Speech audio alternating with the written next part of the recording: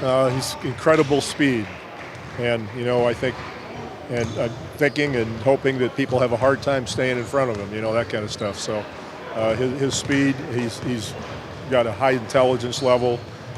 He shoots it well enough, and he wanted to be here. So all those things, came together in us inviting him, and he's played well. I think everybody's done a good job. They're all learning a system, and I couldn't ask for more. Part of the system that you want to teach is to move the ball. See you guys encourage. Yeah, we have to. We don't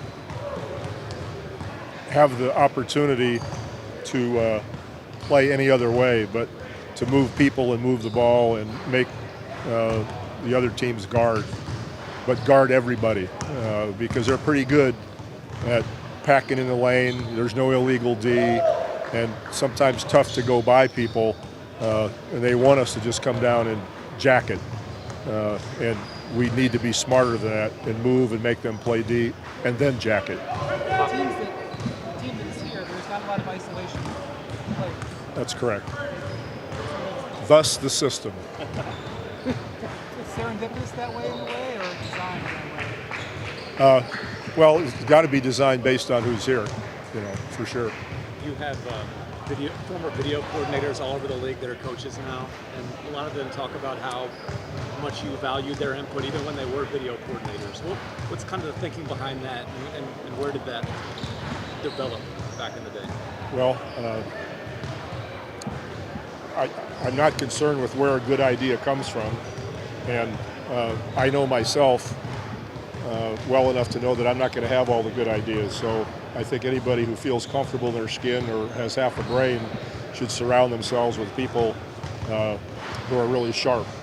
And at the same time, it helps them develop, as you say, as they have, and move on to other things. So it's a win-win. Is that same concept, does that apply to a situation like this where you're surrounded with so many basketball minds and so many ideas? Sure, it would be unwise to not listen to everybody and find out what's the best method, best idea. If I have to change something, I change it. If it's better than what I'm thinking, that's what I do. It's not about me, it's about us. It's about getting the job done. And I don't care where it comes from. Taking over, I've always been curious, is this just something that you've always wanted to do? Did you think that maybe the time wouldn't come? Yeah, that came up the other day. I think you asked. And the thing that I've always wanted to do is be on the Olympic team and play. That was always my dream. And I got cut in '72. So that was a dream. But you don't sit down and say, I'm going to coach, I'd love to coach the Olympic team one day. But when asked, you don't refuse, for sure. Especially when it's Jerry Colangelo. He's got a way about him. Well, Henry Iba was the coach, and my individual coach was Bobby Knight, but he didn't have a vote. I mean, they had a committee then, some sort of a committee up there.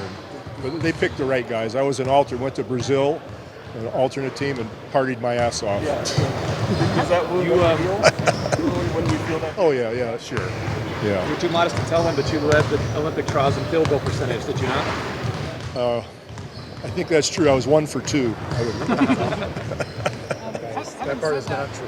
Yeah, I know, that's not true. Having said that, at this point in your career, you don't need to prove anything, right? So you have to think long and hard. I mean, I know you're saying you say yes, but it's not an easy yes for someone like you. No, I thought about it. I met with Mr. Colangelo. I took a little bit of time. We talked several times, and I mean, I know what it's like. I mean, I was there as an assistant in '02 and '04. Those were not happy gigs, so I knew what I was getting into. But it's your country, and you say yes. You man up and try to surround yourself with as much brain power as you can, and then go forward. So we'll see.